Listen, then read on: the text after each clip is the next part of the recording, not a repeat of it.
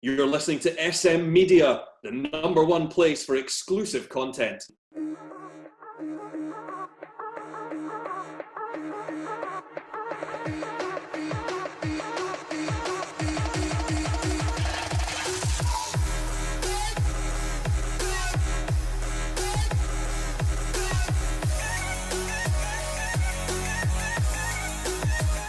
Hi everyone, and welcome to the latest episode of the Scottish Football Show right here in SM Media. I'm Scott McPike, delighted to be your host as always. Joined as always by Wilson and Shankers. Wilson, Shankers, how are we doing?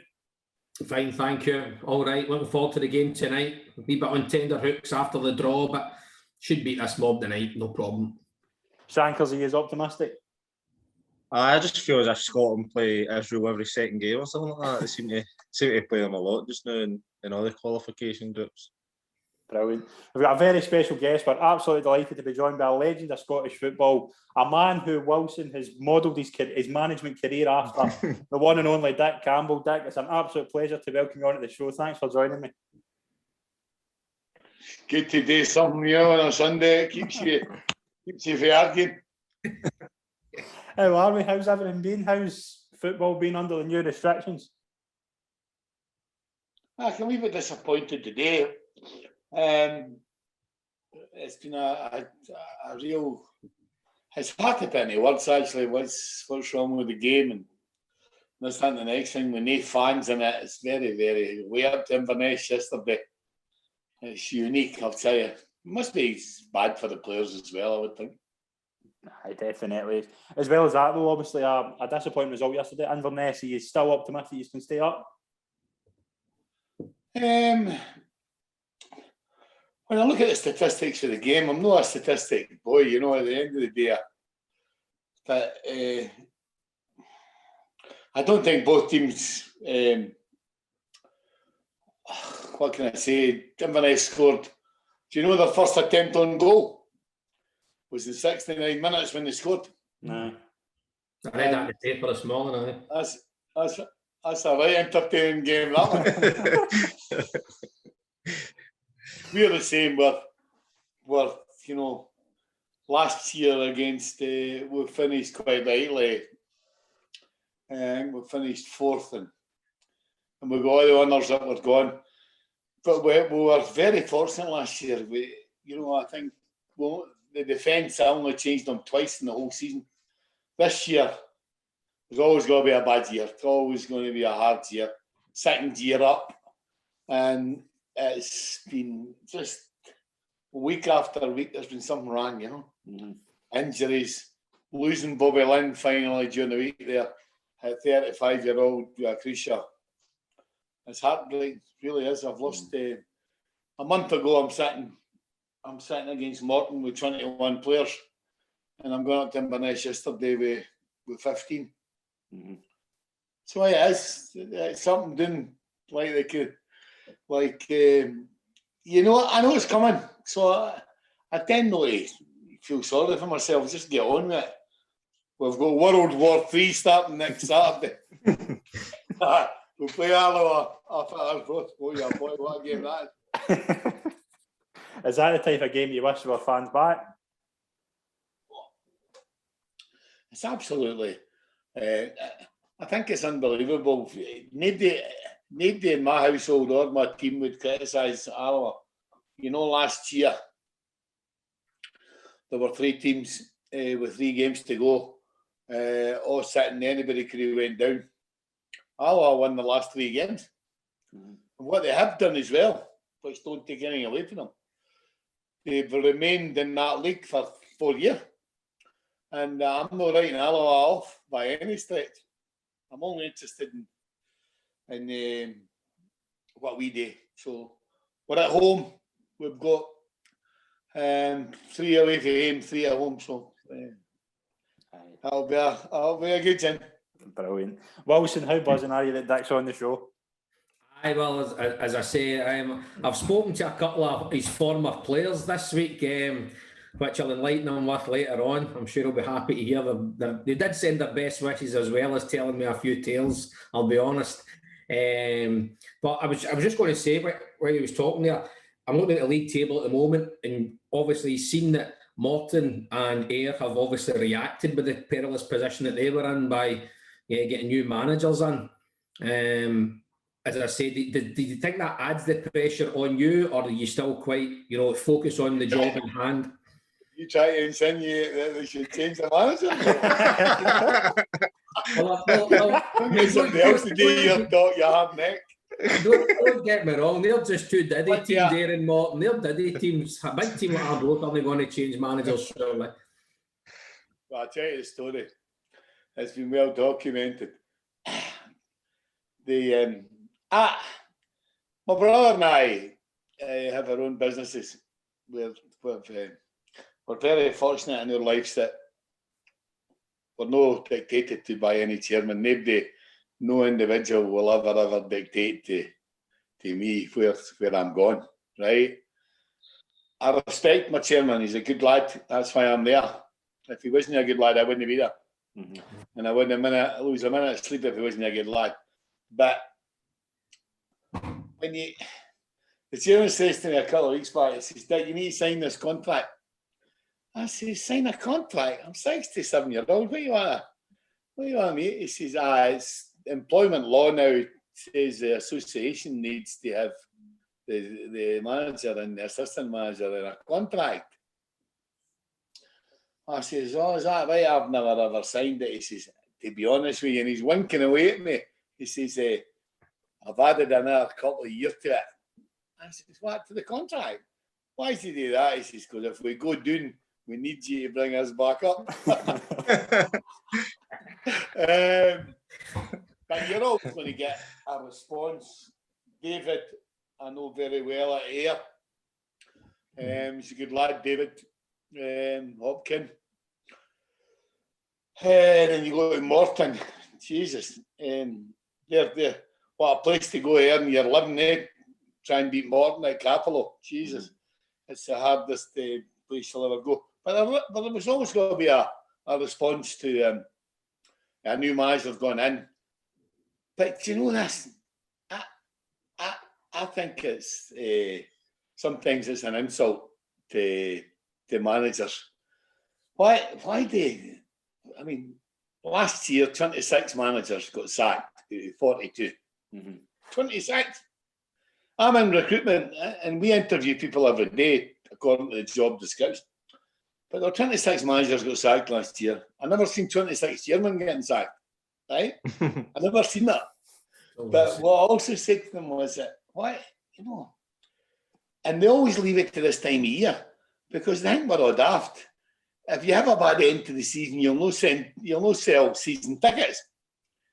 And at the end of the day, they've not got any problem this week. They're nobody watching.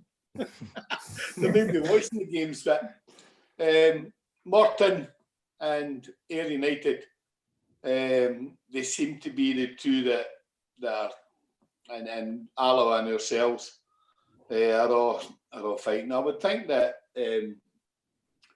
each club, they're full-time clubs, and I feel for the full-time clubs, but it would be the biggest achievement I have done in my career, and I suppose we've done a lot, is keep them up this year. Yeah, definitely. We'll move on to a subject that's kind of been a talking point over the weekend, the situation at Tynecastle. Shankers, what's your kind of thoughts for that as well? We spoke about it on Thursday night when we done the watch along. They're going to hang another bad result for them yesterday with a 3-2 defeat at home to Queen of the South. Are you surprised there's kind of pressure mounting on Robin Nielsen? I'm not surprised because when you're at a club like Hearts, and I think that, as everybody knows, they're a club that should be in the SPL. So I think when they start getting a few defeats, especially the one during the week, that puts pressure on a manager. But a club like Hearts, there was always going to be bumps in the road. They weren't going to be perfect throughout the whole season, so there was always going to be bumps in the road. But I think the main thing is if they get back up to the SPFL, the top league, and then it can be judged next season. I think that was probably the main aim throughout the year, just to get Hearts back into the top league. Yeah, definitely. Wilson, what's your thoughts on the situation?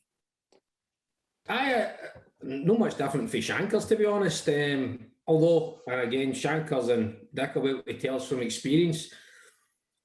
I just always think, see when you have a squad of good players. Now, no disrespect to any other team in the Championship, but I would, looking at on paper, Hearts have the best squad, the best players.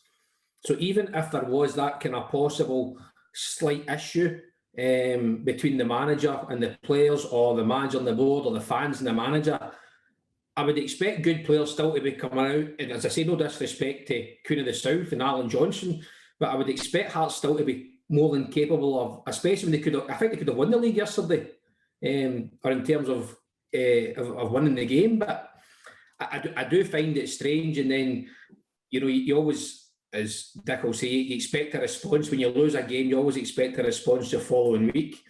And I don't think there was that there yesterday. I listened to the first kind of half an hour on the BBC radio, and they were absolutely seemingly getting turned over according to the radio. So there maybe is one or two issues, but I agree. I mean, I'm quite sure Robbie Nielsen's remit at the start was get promoted. That's it. Get promoted, even if it was possibly via the playoffs.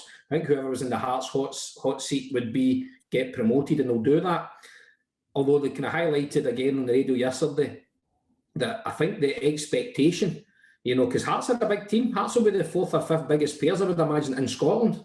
I think the expectation is to get promoted next year and be top six comfortably next year, which I don't know if I see that, to be honest, because it's always hard your first season back in. But it's definitely strange when you're 13 points clear and they're calling for the manager's head. Find that quite surprising, to be honest. Dick, see, when you obviously got a decent result against Hearts a couple of weeks ago, was it 0-0? You drew back a couple of weeks ago. Well, I think the game's changing an awful lot. And in this pandemic year, it's beyond even thinking about Robbie losing his job. Good friend of mine, Robbie. Mm-hmm. That's not seriously. I'm not even trying to defend the result. It is the worst result in their history.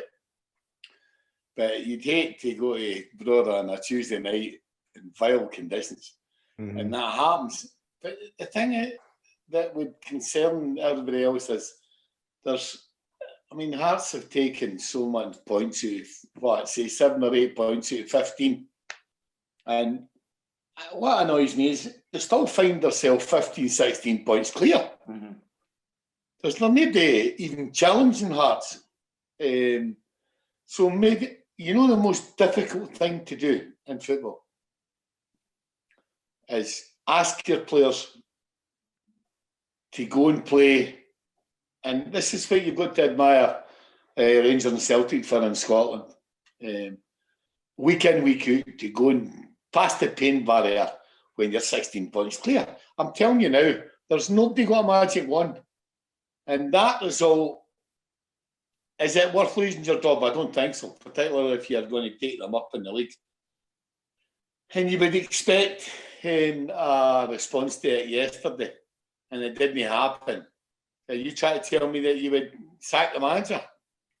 I think Robbie will be searching for reasons for that, but surely he's going to be commended if they won the championship. He's left a top grade club who's just got promotion way to go to Hearts. Hearts have not got a divine right. I'm not in any shape or form trying to defend Robbie. I just think that to lose a manager's job, see now it gets on my nerves. Sack the manager. It just doesn't go down well with me at all. Definitely. As well as that, we'll touch a bit on your early career. We'll touch on obviously you had a decent playing career, then you got your job at Cowdenbeath, but it was Dunfermline where you kind of made your mark. What was it like when you went in with Bert Payton, first of all? What was it like, what? When was it like when you went in with Bert Payton, first of all, when you went to Dunfermline? Oh, God's sake, you got another 5 years? Jesus. By the way, can I tell you something? I started at Dundee United, son. Aye. Right? And then I left Dundee United of my own accord, went to Cowdenbeath, and then I went to Dunfermline. Mm-hmm. And then I went to Brecon. And they bought me.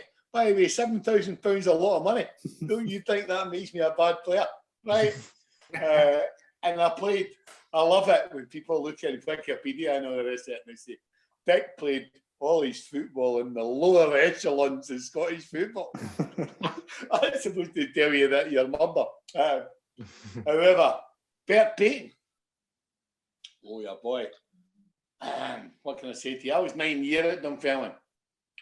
I was the 7-year or 8-year Bert's assistant. Mm-hmm. And you know what I did at Dunfermline, Scott? I learned my trade. Mm-hmm. That's what I did. I can't believe chairman take players out of a dressing room and make them a manager. I can't believe that. But he was brilliant with me. Bertie used to say, why should I take the training? Dick's better at it than me. And I used to come back and say, aye. So he is. So I am. I could probably take a session pretty comfortably. But see, Bert Payton was always on my shoulder. He learned me a lot. He would say, back off, Dick. Watch Craig Robertson the day, Dick. Watch Norrie McCarthy, Dick. Watch Neil Cooper. He's no at it today. Back off, Dick. Steady, Dick. And you know me, I come from a background where I had the jacket off and I'm ready to hit somebody at the work.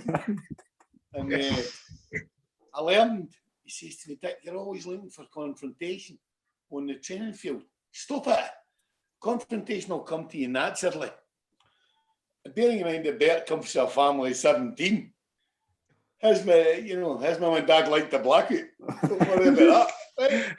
Right? And I learned so much after him. He was absolutely magnificent at halftime. What people forget is outside the game, they don't know what happens in a dressing room at halftime. You've got 15 minutes to identify your weaknesses and your strengths, and the opposition's weaknesses and their strengths. Bertie Payton could cut you in two with a comment. He was magnificent at seeing all that. So we had the balance right, and he did teach me to back off. I've become kind of mellow as the years went on. But some of the stuff Bert used to come out with, I'm not kidding. It was magnificent. I remember playing Derek McInnes tells this story. He was on the bench for Rangers and we're playing Dunfermline. And it was me and Bert in the dugout, right? And we left back, I can't remember what his name is. Anyway, Brian Loudrop we'd been working a wee plan on the Thursday and Friday before we played them. And we were talking about wee Eddie Cunningham getting close to Loudrop. Then he dive in, just show him the outside and whatever he did, and he did well. See the first half, honestly, Loudrop had him tied in a reef knot. Honestly, Eddie didn't know what to do, right? And he says to him at half time, he says, I'm going to tell you something, son. If you dive into him again, he says, you're coming off, right?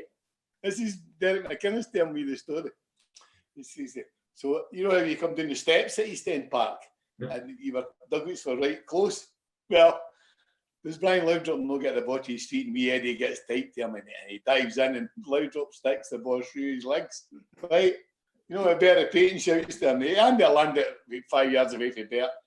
He looked at Eddie and he says, Eddie, then he look at Scottish Sport tonight, son. That was just another way you tell me, well, you're not playing next week. I loved him. I just, he would cut you in two, but, don't forget, he was 13 years as a player at Dunfermline. Mm-hmm. And he walked out of Dunfermline on crutches. It wasn't until about 3 years ago that he lost his record. He scored 12 goals in Europe.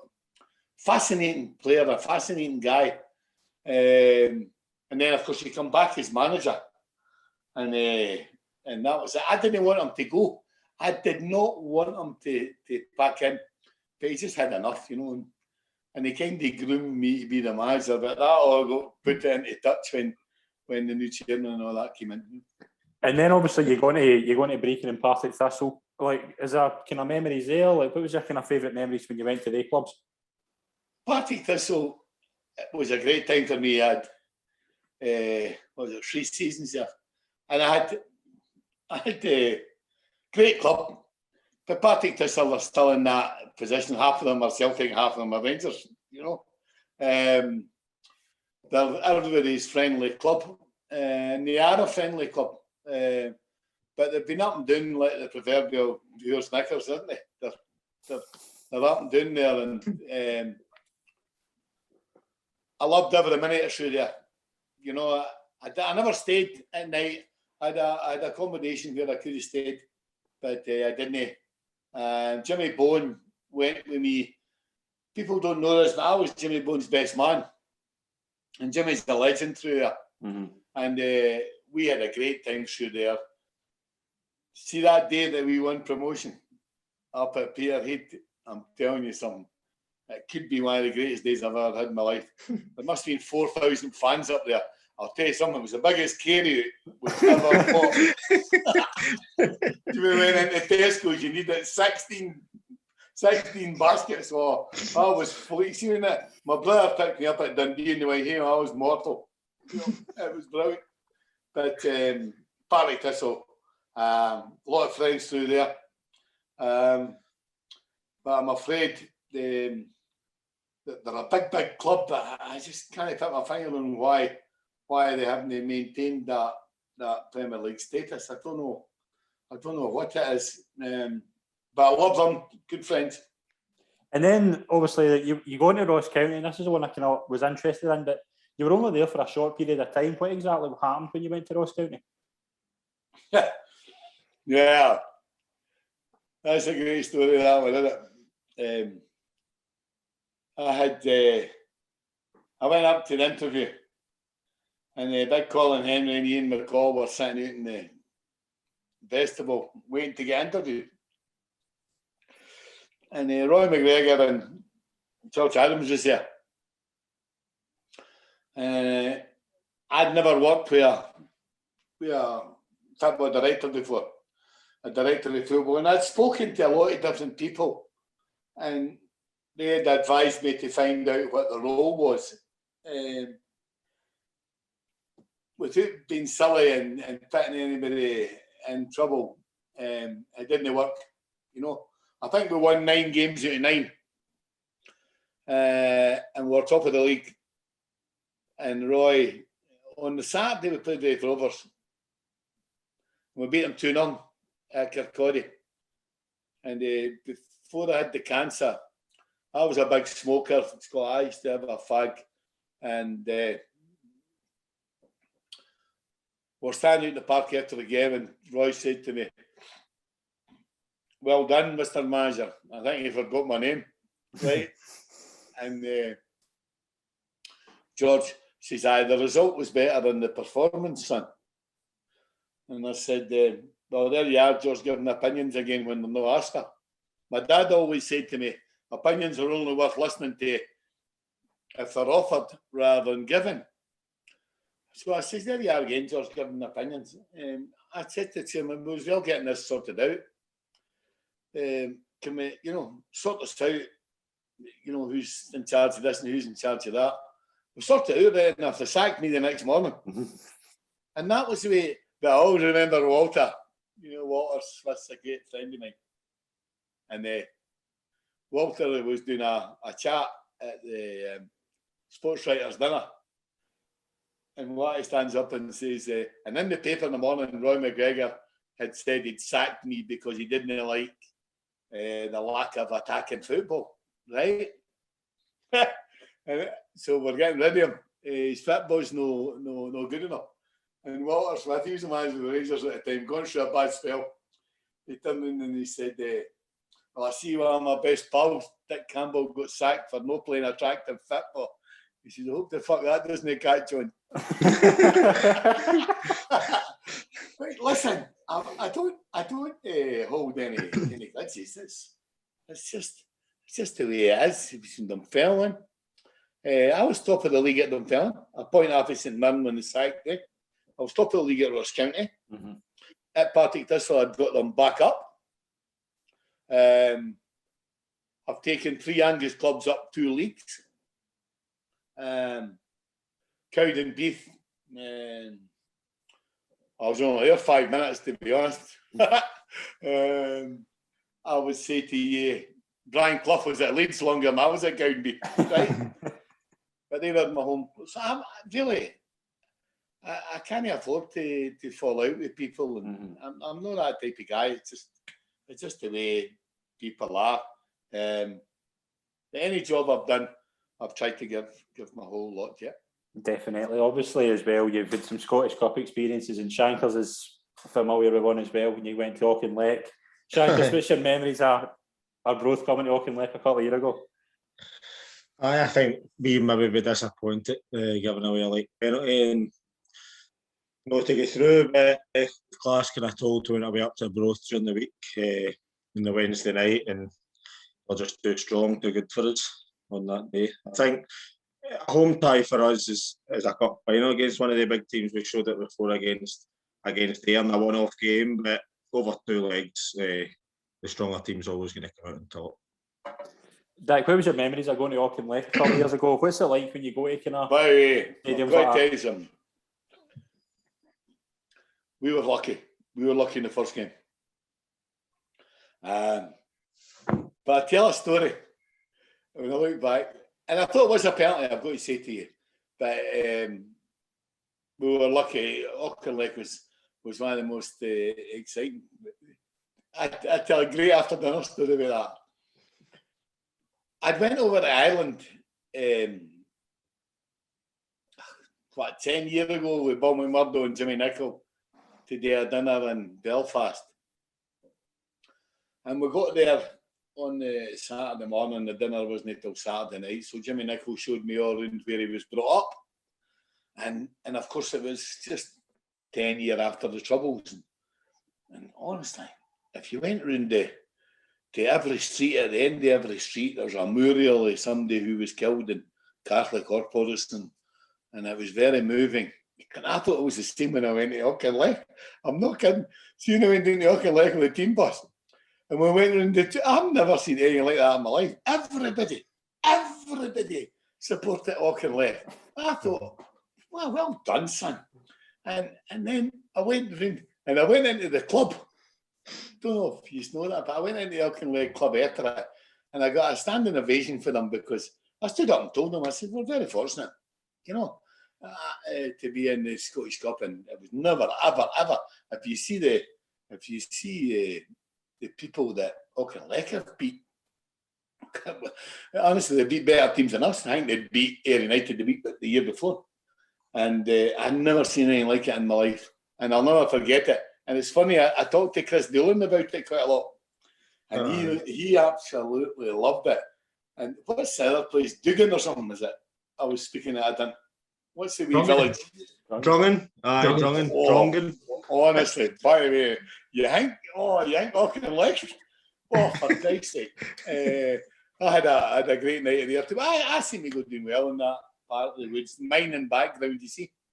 But Auchinleck were the better. I thought we were far too strong in the second half. And the Wednesday night, maybe the conditions favoured us a bit. Aye, definitely. But Wilson, it's time to bring you in for your quick fire questions. But you've got a couple of stories with some old partners of that.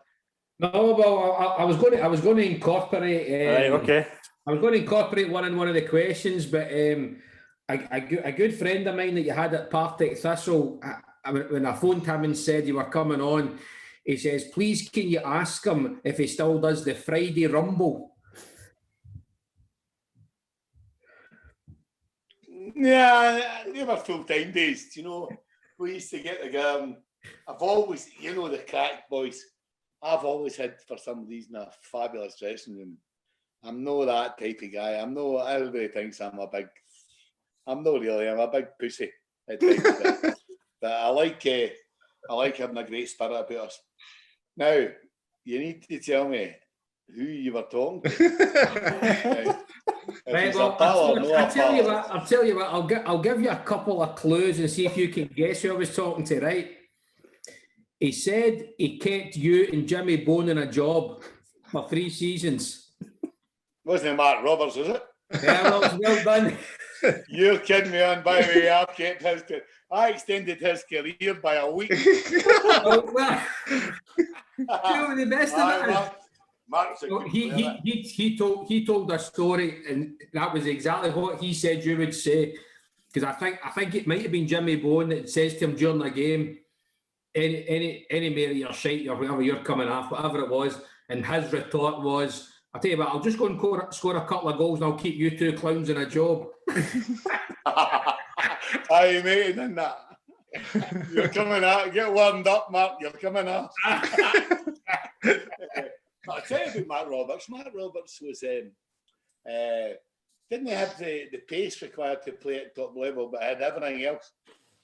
And he did a great job. He was a very big favourite at Partick Thistle. He's a great guy and a great player for us. I loved his big stupid smile, you know. The lights were on, but they're not in when you were talking. That was the next clue. He said, tell him his teeth are much bigger than mine. No, but if you see mine now, all my teeth are all sorted. £16,000 worth. Honestly, the dentist had a look at Mark and says, I couldn't tackle that, son. I couldn't tackle that job. My wife says to me, she could have bought a new kitchen rather than paying that. But I got all my teeth and that all fixed. I'm a big handsome bastard now. That's good. So, and then, as I say, I'll incorporate the other fella that I spoke to through the week and the quick fire questions. So, obviously, some of the questions we want big names, Dick. We don't want, some guys we've not heard of. We want big names because you're a celebrity not only in football but down at Inverclyde as well, I've heard. No. I've got a gun for Davy Crockett. Is that what you're doing? These are 23 years I was down there, 23 years I was on that stuff. Aye. So we've got a couple of questions based on the big names. I put Shearer through his badges. So you didn't get any bigger than that. Ooh. Yeah. We'll take a wee note of that. There we go. Got a wee look. Right, so we'll start off kind of easy and then we'll ask you some questions about your career if that's okay, if you remember.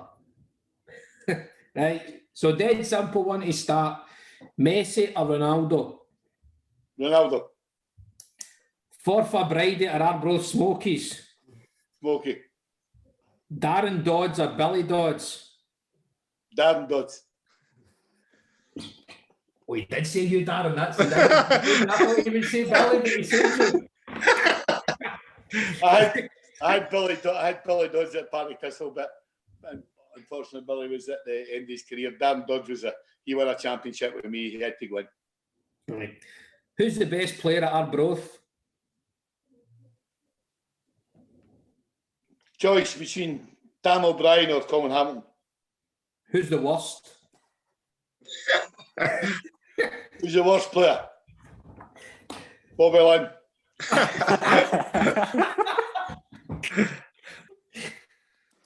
Who'll be the next Celtic manager? Oh, yeah, boy, they'll go for some exotic foreign guy. For me, who would be my Celtic manager? Oh, God. No, who do you John think? Kennedy's been there for years and years and years. If he gets overlooked, that tells you there's been a problem, if he gets overlooked. But who do you think will be the next Celtic manager? And who would you pick? That's a hard one. Because I'm not really, I couldn't care less who is Celtic or Rangers manager. I'm not a clue. Who would I pick as the next Celtic manager? I've just finished Roy Keane's book, and he's an interesting guy, isn't he? So, I've read it. Both his books, really good. Right, we'll move on. Right, here's the next big one. Who do you think will get relegated from the Premier League? Well, Brian Rice is another good friend of mine as well. I signed Ricey. That shows you how old I am. I signed Ricey for Dunfermline.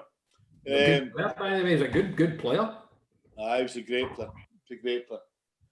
I wouldn't tell him that right enough. Well, I spoke to Yogi yesterday up in Inverness, and he's got that influence on them. Tommy Wright's got. Honestly, I'm just going to sit on the fence on that one, son. I couldn't tell you who would go down, but by Christ, it'll go to the wire. Who's the worst referee you've ever been involved in? See, you got an I did game with the boy's name yesterday was, but he wasn't clever. Oh. The worst referee. Well, I've had them all. Kenny Hope, Dougie Hope, Willie, John Rowbottom. Oh, yeah. Dallas. Who's the worst referee? Oh. Doctor, what's his name?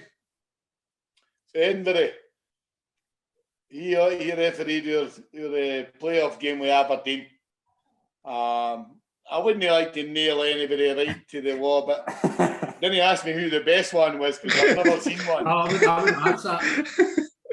And the thing is, I'm a Kilmarnock supporter, Dick, and there's a lot of Kilmarnock fans are very envious of you because you've ran onto the Somerset pitch and not been arrested, whereas a lot of my mates have ran onto it and been huckled. I'll tell you. See you go back to that Ayr United game. I'm not kidding. But people rather talk about how far I walked on the pitch than the decision that the referee let away. Did you see? I mean, my player has been assaulted right in front of him, thrown up in the air and dropped down, and he says play on, and the winners go Rangers. I couldn't believe that, and do you know this? I didn't realise how far I was on the pitch till I seen it on the telly at night. Oh, yeah. I was killing. And I tell a great story about that, right? So, honestly, when you go through that SFA kind of thing, it's like sitting in front of a court. You know, you've not done anything wrong. You're a football manager, for Christ's sake, right? So, all the legislation comes through. You were 50 yards, you were 25 yards away from the incident, or 50. And they asked me if I've got anything to say in my defence. So you've got Lord such and such through there. So I turned in and I says, I gave them double barrels, didn't I? I says, why you got me through here? I'm guilty. I've walked onto the pitch. I'm trying to defend the decision for my team. And I'm sorry, I didn't realise how far I was on the pitch. But can I say to you, your referee says I was 50 yards there. I says, if that's 50 yards, he can measure my carpets any day. And all you seen was I'm sitting there with our shooters. And I got away with it, but I'm still sitting on that. I'm still sitting on 5 games suspension if ever I go into a game. But the sad thing, when I played, I used to just say to them, I captained every team I played. But I would often say to the referee, go and book me the new, it'll save me a bit of time during the game, right? But when you see the referees now, God, I mean, there's Arbroath, Brecon, Dunfermline. You're a metre away. You're a metre away from the pitch. And the linesman comes up and tells you to sit down. And see, you've got a young linesman who talks to you like a bit of shite. I'm right into him. I'm right into him. Saying, who the fuck are you talking to, son? That sort of stuff. But I've got to say to you, my twin brother Ian is a qualified referee and he's a PE teacher, right? So he wouldn't be able to place being a referee, right? That's all I'm saying to you. And I try now, I suppose now, I don't know if everybody's noticed something, but I don't stand in the dugout till the last 20 minutes now because I would get done. So I sit up the stand. I mean, at Arbroath, it's, you can throw a piece onto the pitch, you know. Right, good one, right. So you mentioned there your time at the SFA. Who's the best coach you've seen at work at Inverclyde or in your coaching badges? Oh, shit, bandit. Archie Knox would be the best. Who's the worst? Who's the worst? Oh, by Craig Brown, you couldn't put 6 eggs in a box. I don't know. What you've also got to say is they don't make you a coach going down there. If you talk about Inverclyde and Largs and all the rest of it, see all these people that moan about it. If it's good enough for Chalkstein and Alec Ferguson, it's good enough for us. They didn't make you a coach. I've got a great track record for passing people. Why would I know? I don't, because I pass you doesn't make you a coach. Honestly, I'm a better coach now than I've ever been in my life. And I've been doing it now 50 years. So, but Archie Knox, can I tell you something? What you need to have is a natural enthusiasm. And Archie Knox had that in abundance. So did Craig Reiner. But Knox came up to stay with me at Ross County. And he stayed with me for a week. And he took every train session at Ross County and he took the kids out every afternoon. And he used to get me up at 7 o'clock and say to me, "Come on, Dick, get up." I says, "Well, it's almost 7 o'clock." He says, "Come on, down to Tesco's, we'll get the full Monty. Sausage, bacon, egg, chips, toast, brown." But they're all friends of mine. I keep up with them. Obviously, Walter's doing very well at the moment. And I continually get an update on how his health is.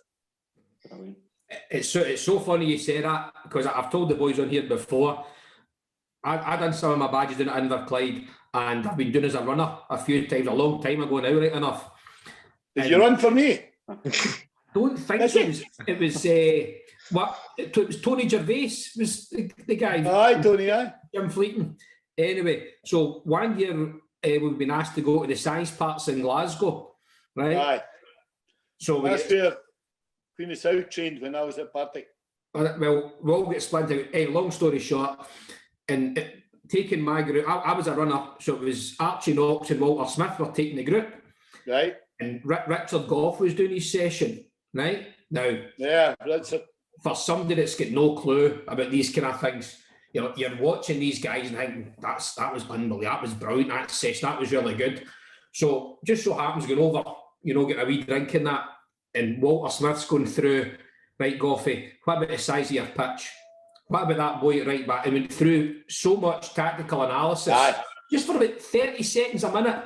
And he turned into Archie Knox and Archie, what do you think? And Archie Knox went, "Goffey, that was shite."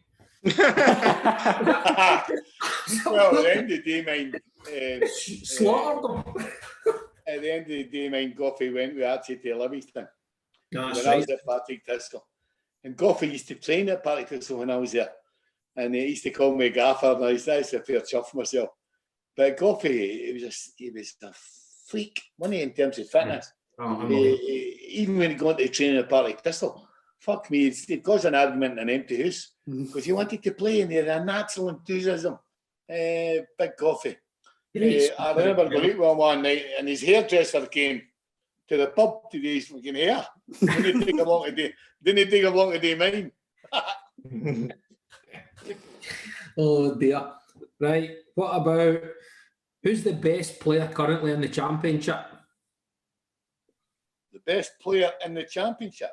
Oh yeah, Bandit. God almighty. Oh, the best player? Jeez. I actually like Naismith, you know.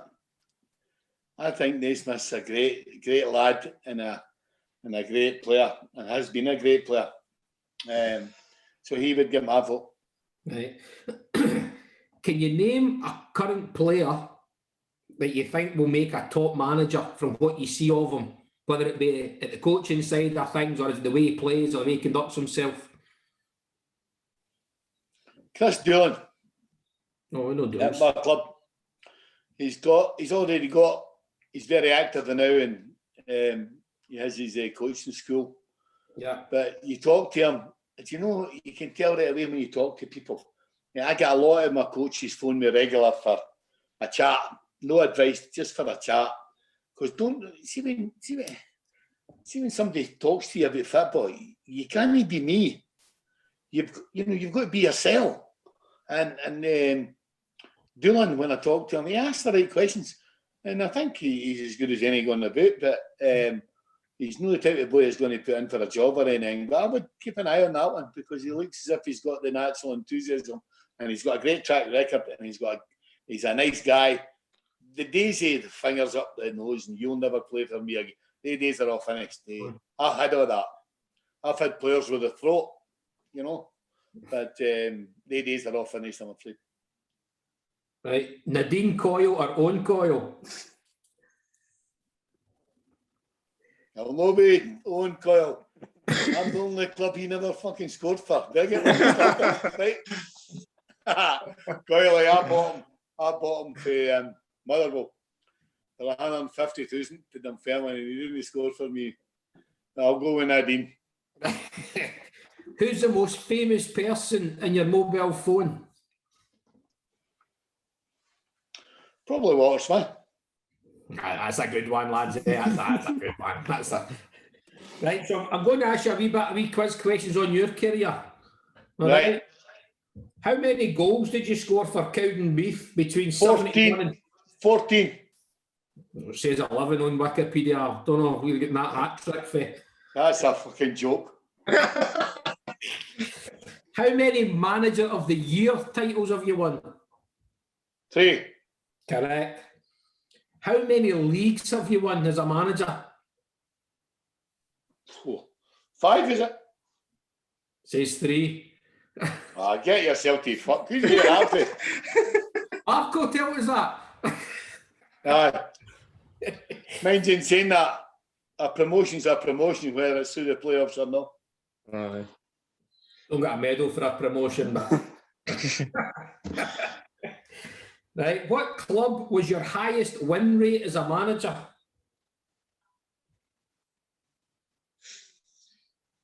Was it Brecon? Mentioned it earlier. Partick? 9 wins out of 9, Ross County. Oh, of course it was. I would be. What team did you support as a kid? Cowdenbeath. Name a team that you hate. Or dislike. Say dislike, will we? See, a team that I hate. For fuck's sake. Just one. Just one, that's what I was going to say. I hate travelling to Sunra. I made one up. Right. Who's the funniest manager and player you've came across in terms of patter and a good laugh? The funniest player I've ever seen is Les Barr. He used to play with Montrose. He's too old for you. Same age as me. He was the funniest player. He was just a fucking hilarious guy. And I've met a few of them, by the way. There's a few funny guys. Neil Cooper, God bless him. But Tatty, honestly, it's the fucking funniest boy you ever met in your life. And what else? What team was that? No, the funniest manager. So if you're opposite dugouts, who's the funniest manager? Tatty Cooper. God bless him. Early years, no currently. Either or, previous or not. Well, Tatty Cooper was the funniest manager. But in terms of getting a bit of laughing and the rest of it, for fuck's sake. I don't think, if you ask the other people who's the funniest, they'd all say me. But I didn't see any fucking managers laughing nowadays. You know? Right, that's the last question I've got for you, right? So after Steve Clarke wins the World Cup and he retires, you get to pick the next Scotland manager. Who would you pick? Steve Clarke's assistant. That would be for you. That would John Carver. Who would I pick to be the next Scotland manager? So you've seen all these guys at Inverclyde. You've seen a lot of these young managers coming through against, etc. in the last few years, or it could be somebody senior. Because I said before Steve Clarke got the gig, I wanted Walter Smith back. I didn't realise he had health problems, etc. But that's what I wanted back. I thought that perfectly suited him, but he'd already been there. Yeah, so would I. I would take Walter back in a minute. Yeah, because a lot of people don't know Walter and I lived together in Dundee when I played at Dundee United back in the 70s, and we've been close friends ever since. But I thought he should have stayed. I thought when he was manager of Scotland should have kept him, but they never tried to keep him. That annoys me. We don't know that. You know, we just, again, the kind of remit of the papers was, it was only Rangers that could have dragged them away from Scotland, whereas, Well, can I tell you something? They've got Italy and France in the same section, and halfway during his contract, right? Halfway during his contract, they could have renewed his contract then. Because I remember looking at the article in the paper. Gordon Smith was the guy in charge at SFA. We will look at Walter Smith's new contract when it's all finished. And they should have done it there and then. And Walter's a loyal guy, but he was always going to go back to Rangers, as you know. It's there was a lot. I genuinely thought that three could have managed Scotland for 10, 15 years. Aye, so do I. I honestly thought that was a dream team. If you've ever seen a dream team, that was it. Aye, so did I. Because Tommy, God bless him, Tommy was just a great guy as well as he sung Mark the Knife at my 40th birthday. yeah. Tommy was magnificent. Tommy Burns was a fabulous guy. So was Alistair. They're good guys. Alistair McCoy would be your funny manager. He was funny. I'll tell you who's the next Scotland manager then, Dick? Who's the next Scotland manager? When I was manager at Forfar, we beat Rangers up at Forfar. Just thought I'd throw that in, Everyone say Steve Clark beat them about 15 times at Kelly. It doesn't really matter. Yeah, there you are. I had a couple of tables for the companies that we were working with, and Alistair went through and spoke to all after they getting beat. I'll never forget that. It takes a lot of balls to do that. It takes a lot of guts to go. I do that. Win, lose or draw, I go and speak to hospitality. I go before the game and after the game. What is all that about? Managers want to sit in there.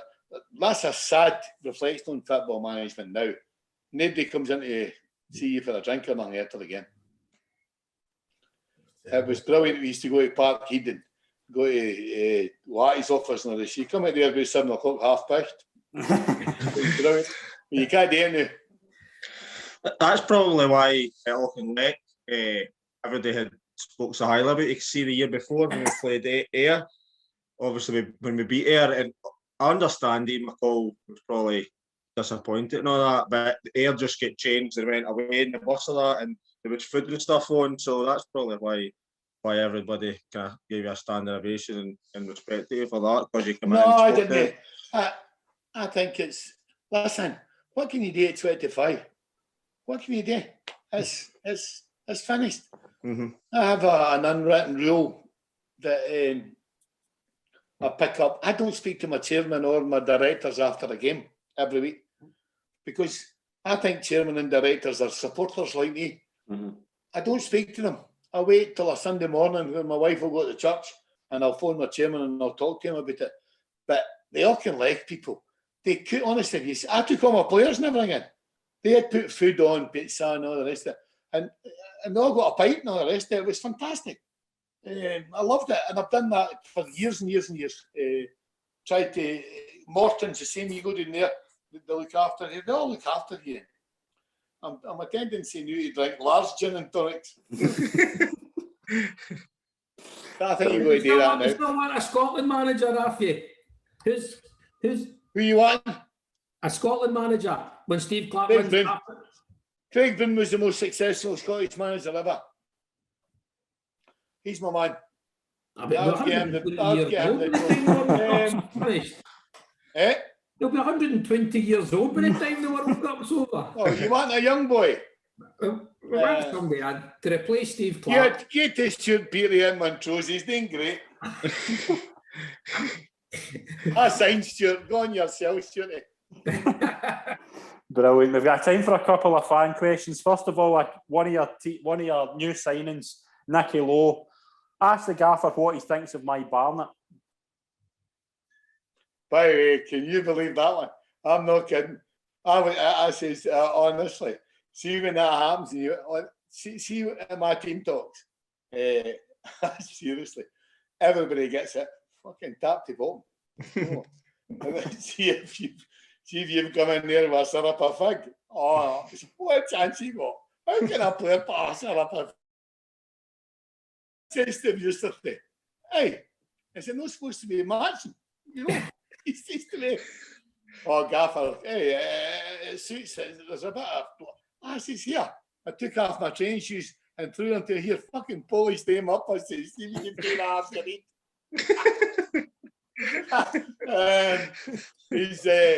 he's a funny boy too. He's a lovely, lovely lad, a good player as well. But I think he's bad and it's no bad, to be honest. We'll get used to it. That style's coming back. Brilliant. Final question from John Bleasdale. What is your biggest regret from your time in the game? My biggest regret? Well, my cancer was the thing that knocked me back. I was out of the game for a while, and that taught me a lesson: never ever to take anything for granted.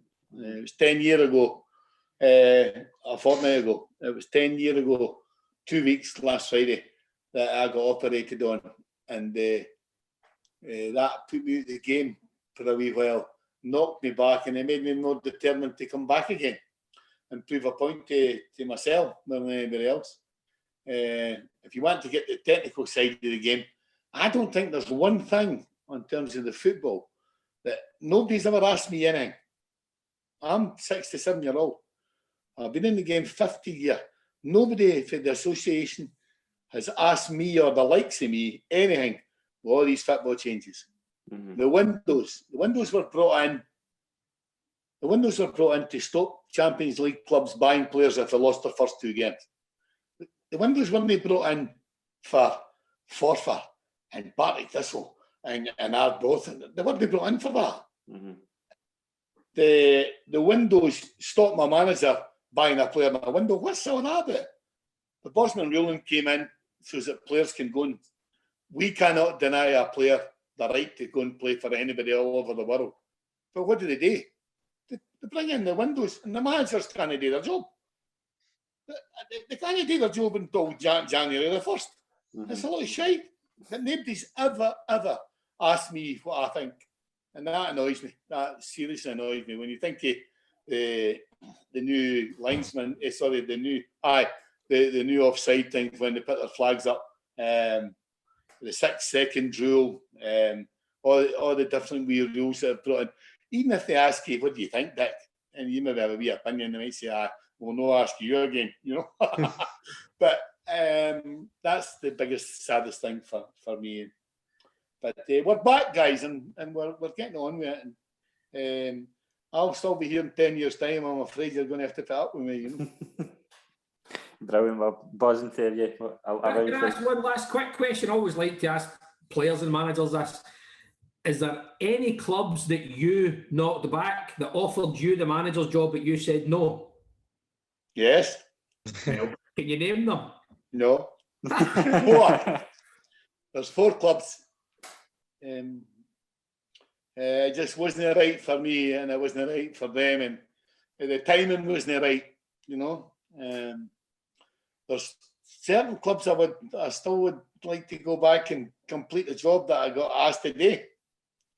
But at the end of the day, I didn't sit here and wait. Don't tell John Hughes that. No, Yogi, I wouldn't. No, I wouldn't go back up there. I would look at it and say, right, you're lucky to be in the game. It's a funny thing, football management. Everybody in it wants to get out it, and everybody out it wants to get in it. It's I'm very lucky, boys, that I don't need it. I can walk away tomorrow, but I'm not going to do that. I'm going to keep striving to get better. And if you work with good people, listen, I'm for a family of 7 for Hillabeath, Jim Baxter territory, and I've never ever been rich in terms of money and all the rest of it. But what we lack in all that, we make up for in love in the community and all the rest of it. Football's football. My sons play, my grandsons play, and it's the greatest game in the world. Brilliant. Shankers, anything else you want to add? No, that's everything. I just going to say, we done a thing a few weeks ago, if we could have 3 people round at your house for your dinner, and you were one of them, Dick, so... Well, that's very good. Don't be expecting it. Don't be expecting an invite, but... Thanks. I hope there's plenty of totties, son. I like my totties. It's great. It's great to keep up, boys. If there's anything, it's amazing the amount of people that phone up just for, particularly managers, just for a wee 5 minutes. Walter and Dougie Houston and Archie Knox and Craig Boone and Frank Coulson. I still ask them the questions if I'm leaving my hand. I don't know all the answers. Mm-hmm. And see if you're respected enough. It's the one that thinks he knows everything. There'll never be a manager. There's a lot of guys out there in the media who have never, ever been in the pit face. Annoy me. Reporters annoy me. There's more about the reporters in the daily papers now about what their opinion is of the game. Mm-hmm. And that annoys me. They've never been in. They wouldn't know. They couldn't, honestly, they wouldn't know what to do. And then you've got ex-players. Ex-players. I mean, see the boys getting into Neil Lennon, his two ex-mates. I couldn't suffer that. Getting into him about, he should lose his job and all this thing. Right? And you're supposed to be a pal. I couldn't, it just doesn't sit with me at all. Just, you'll never darken my door. Fuck that. I'm not interested in pals like that, you know. Brilliant. But it's been an absolute pleasure to be on, Dick. Really, thanks. A pleasure to be here, boys. I wasn't going to enjoy it, but I've actually think some of you guys are no daft as I think you are. Brilliant. Thanks very much to Wilson and Shankers for joining me as well. It's been an absolute pleasure. Get yourselves up to Arbroath. Sorry? We'll be back. We'll be up to Arbroath next, first chance we get, won't we? Live show up there. Brilliant. Great to see you guys. Thanks very much, everyone. Cheers. We'll see you soon. Cheers. Cheers. See ya.